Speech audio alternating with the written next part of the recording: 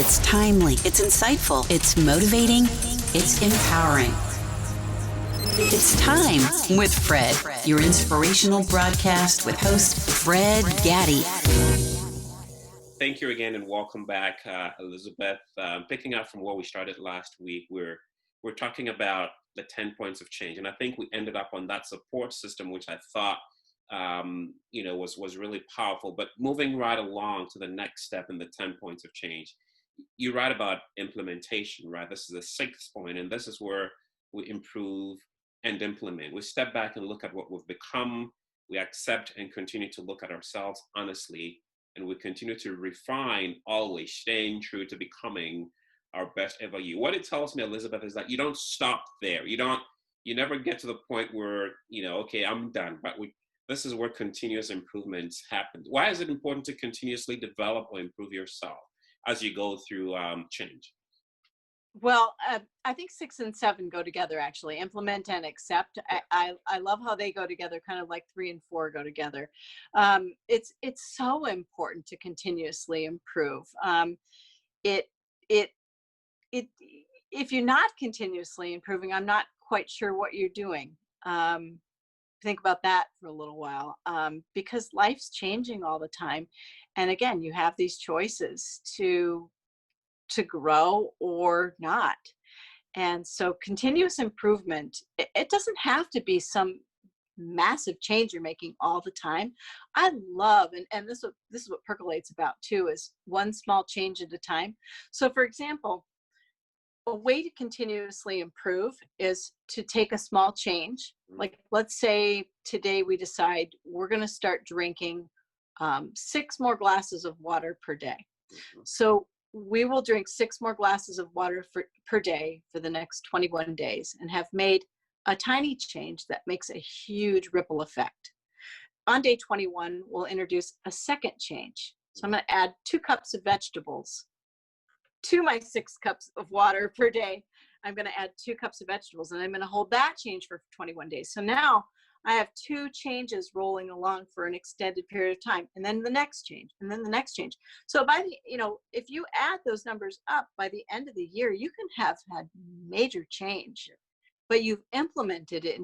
You've implemented it in chunks that you can handle. Yeah, that's why people sometimes don't do New Year's well. Yeah, because they think on January 3rd they'll have lost 50 pounds. Yeah. And it's a great, but unfortunately, as much as you want to wish for it, you need to work for it. And there's actions that you have to take. And so of all of this, step 6 is probably the most important one, because step 6, when we're teaching this, is how to implement the change. So you've had that chat with yourself. You've kind of discovered what you're good at, all the things that lead up to point 6. You've got some support. People know your goals, they know your dreams, they know you want to make that movie or move or change jobs or whatever it is you want to do. In my dad's case, it was surviving a stroke. Yeah. So we write about that in Percolate. My dad was a stroke survivor from 2004 to 2018. They called him the ICU warrior. This is based on him. He made massive changes to stay alive. And part of that came with acceptance. As in point 7, as he shifted his attitude to really kind of realize what matters most.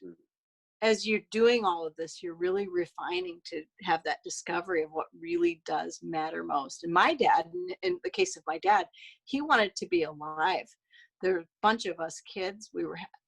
My younger siblings were having babies. He wanted to see them married, have kids, all these things. And so he had so many moments of implementing and accepting, and 5, 6, and 7 were like his wheelhouse, constantly, to be a stroke survivor for that long. It was amazing to watch some of the things he did.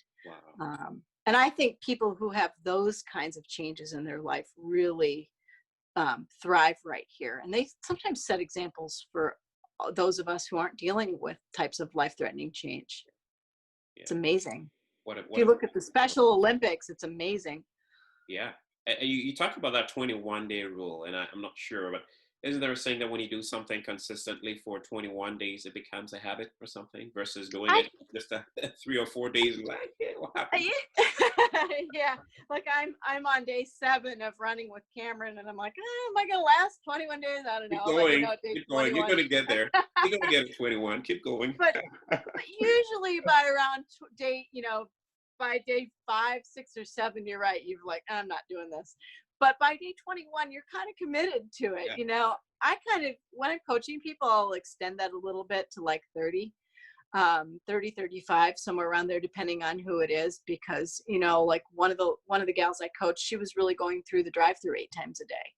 And that's a habit. We're breaking habits. We're creating new norms. We're doing all sorts of things through this process. We're really, really at the heart of it. We're sometimes unlearning what we know. Yeah.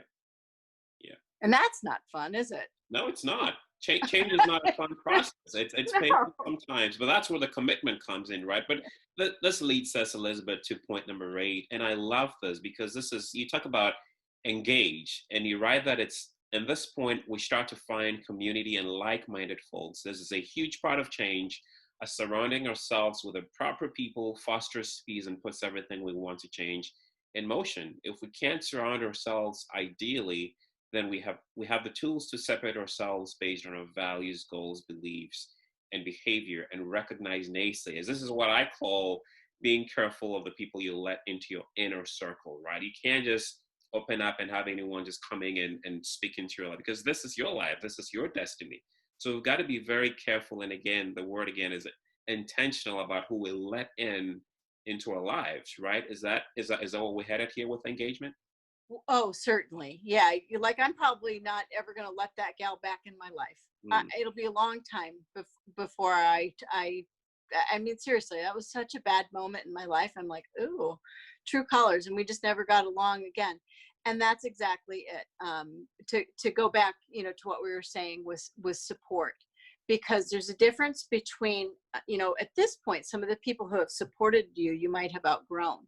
You might have changed so much that you need a different support system. And that is a really hard thing with change. Yes. That can be hard for a spouse. That can be hard for a sibling. That can be, whatever it is. You might need a different network around you. So for example, if someone decides, I want to live my life more aware. I want to learn what my values are. They might be different from the way I was raised. I want to match my values, my goals, my beliefs, and so forth to my behavior. That is engaging. And that's not only engaging yourself, but most likely engaging others around you. So if you decide your value is, for example, to not drink alcohol, and your whole family parties every Saturday night, that's going to be interesting to be around. Yes. You might need a different set of people to be around to keep the change in place that you're trying to achieve. And this is where sometimes people fall back into old habits. Absolutely. And for all the right reasons, right? Maybe it's a family, maybe it's a friend that you've grown up with, and maybe you fear being ostracized or being called names, Ms. Goody, all of it, whatever. But it takes some level of boldness, right, and confidence to say, yes, I get it, but I'm choosing to make this shift. I'm choosing to walk away. I'm choosing to pursue my dreams. How do you overcome that? Because I'm sure there are folks listening or watching us who are, this is tough, because this is someone of love. This is someone I've always grown up with. How do I separate myself from the pack, so to speak? It's hard. That is really hard. And, if I had $1 for every time somebody asked me that, I'd I don't know where I'd be on a yacht somewhere, maybe, I don't know. But that, we're licking wounds at that point sometimes, because people can really hurt our feelings. We can hurt other people's feelings. I think of when I wrote Percolate, right? It has been my dream since I was in kindergarten to be an author. I knew back in kindergarten I was going to write books. I knew it. It was just my thing that I did, right? But when I actually put out Percolate, my family freaked out. They were like, "What'd you write about us?" What'd you say? What'd you do? I'm like, geez, people, relax. I'm not going to say anything bad about you, or should I? Kind of thing. But, I let everybody read this book in my family so that they were comfortable around it. Yeah, and that's a growth moment for me, where my family's like, wait, what are you doing? The Harvard thing was another growth moment. Yeah. People are like, wait, what are you doing? You? And people, the thing of it is that I found is that people are used to you. Yes. I ask my kids. They're so used to me. It's scary. They don't care whether I've written Percolate or done this or that or gone here or there or another thing. And so as long as there's love around you, there is a way to make changes and keep all the people in your life that you love. But sometimes you have to respect that they're different. Yeah.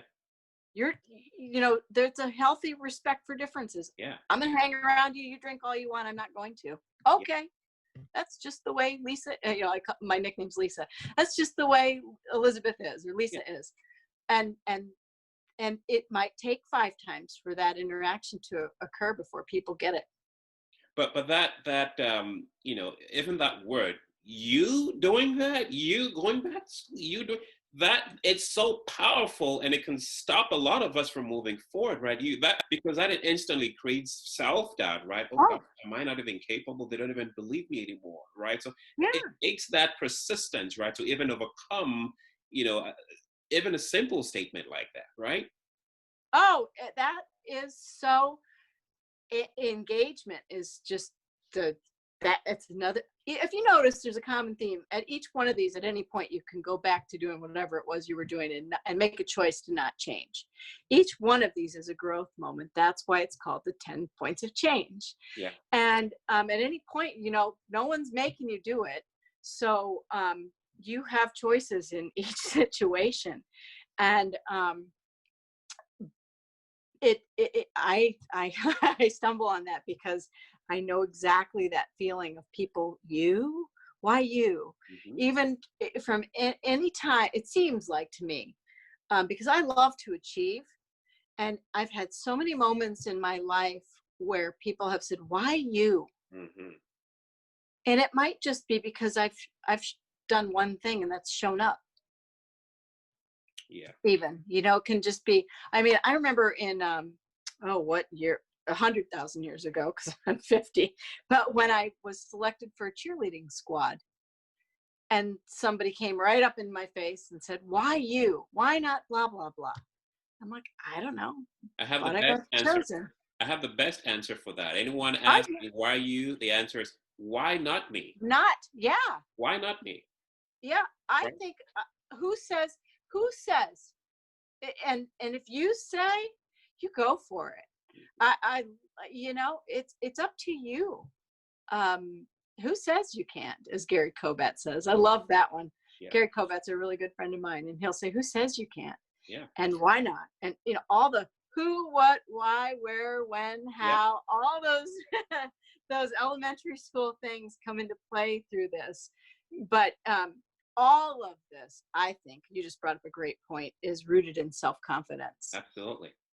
And it's a huge, that's why I wrote a children's book on self-confidence, because throughout my life, probably if you said, well, what's one thing you could work on throughout your whole life? It's probably confidence, because people will rattle me at points. And I'm at 50, probably 40 actually, have studied self-confidence and learned all the different things about being confident and not overbear. There's a really big difference between being like obnoxiously overbearing and self-confidently kind, conscious. I call it conscious ambition, for example.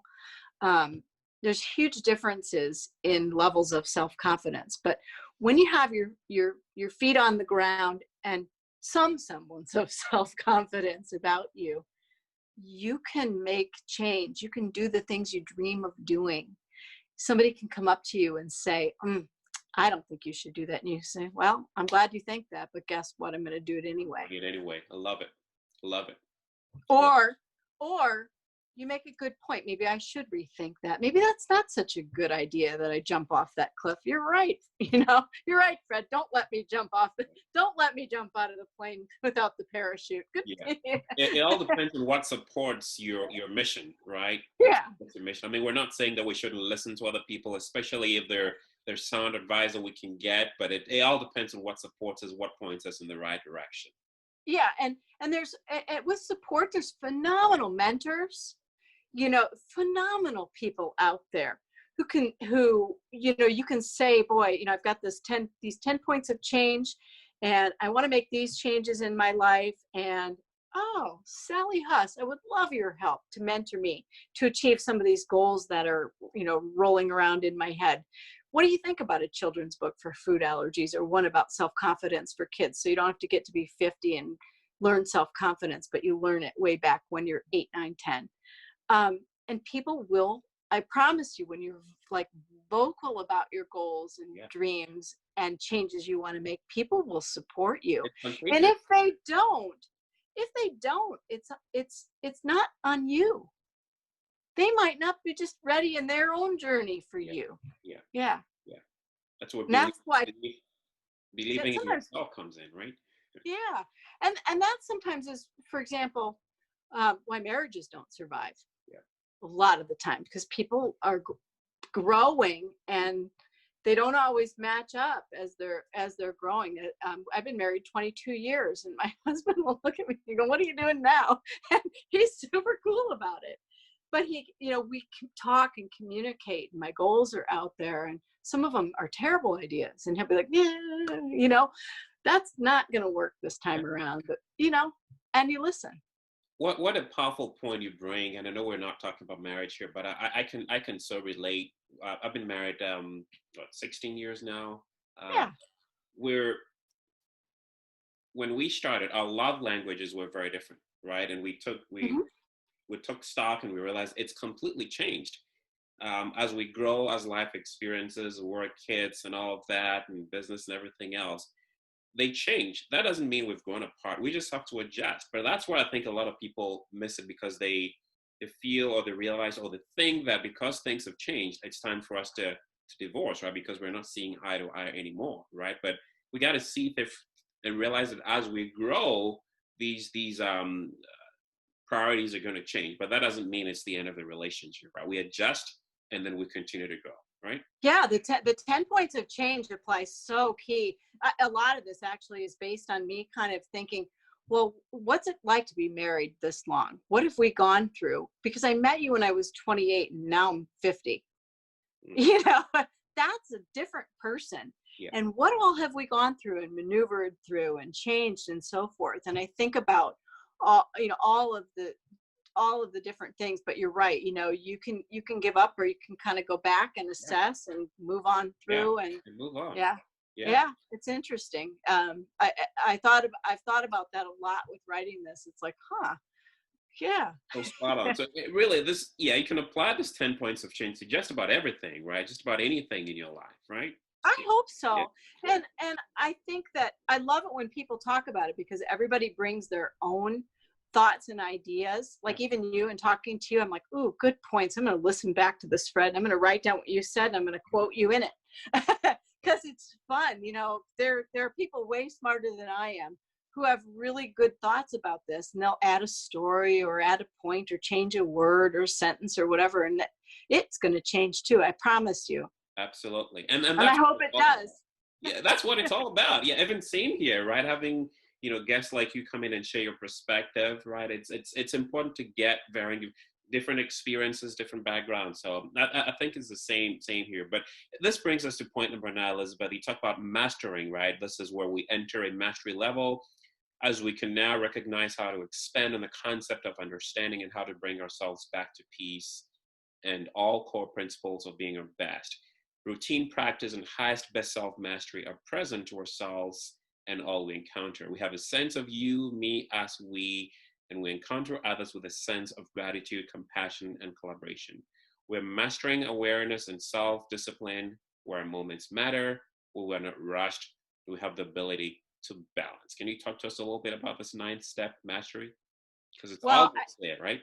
yeah, and Fred, I think you're here. I think you get how to change, and I think I can hear it in your voice and so forth with all the input that you've put on, put into this Well, show and your thoughts. I love it. The 9 and 10 go together. The ability to master it and then impact others in a positive manner, and that's what this is saying.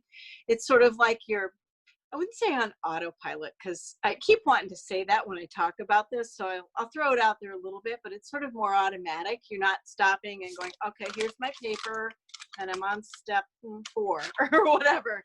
You kind of get the flow of how we make change. And throughout the whole thing, a lot of times when we're first doing change, we have a profound sense of us, I, me, kind of thing, you. And the idea of best ever you, the idea of the 6 core principles and the 10 points of change are to foster collaboration and a greater sense of you, me, us, we. Mm-hmm. And like we were talking earlier, humanity and so forth in the other show. So I just think it's really important, this point where we're at sort of I call it a mastery level, mm-hmm. where when we encounter whatever it is, we have these tools sort of in our toolbox already. We've learned them. So for example, if a pizza comes in the house, I know I'm running with Cameron, I'm thinking about my weight, all these things. And hang on. Did that work? Yeah. Or did it just close? Okay, sorry. Yeah. I'm thinking about all these things. So I know when the pizza comes in the house, I'll be on autopilot. I won't have to go, I'm on step 4. So, so it's more of a mastery level, but I like to think of that where you're your best ever you, and maybe you're to the point where you could turn around and teach this. Yeah. I love that. Others.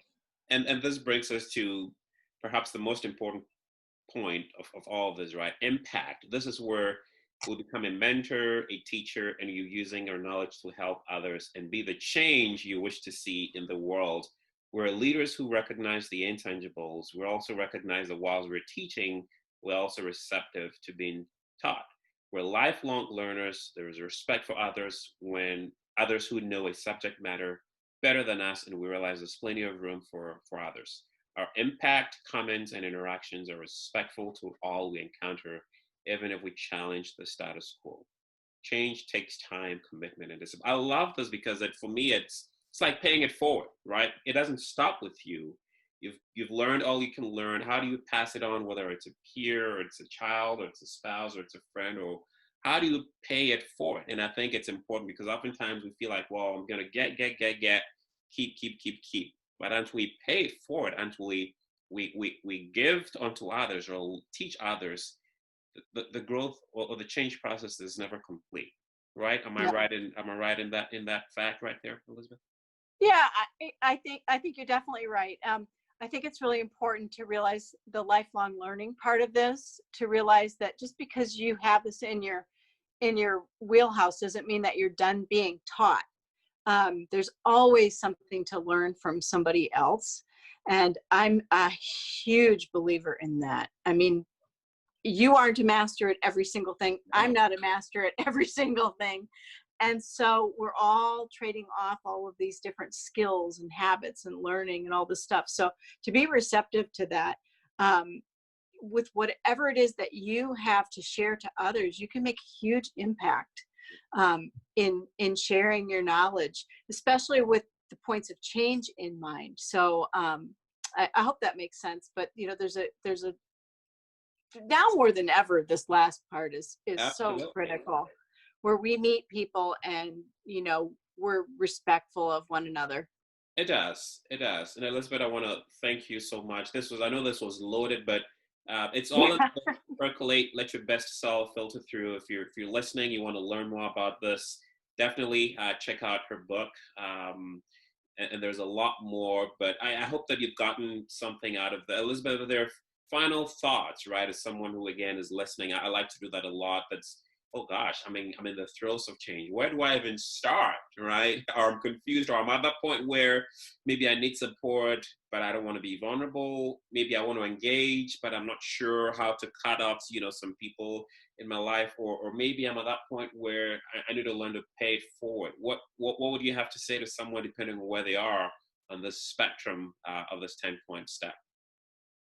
I would tell you to never give up.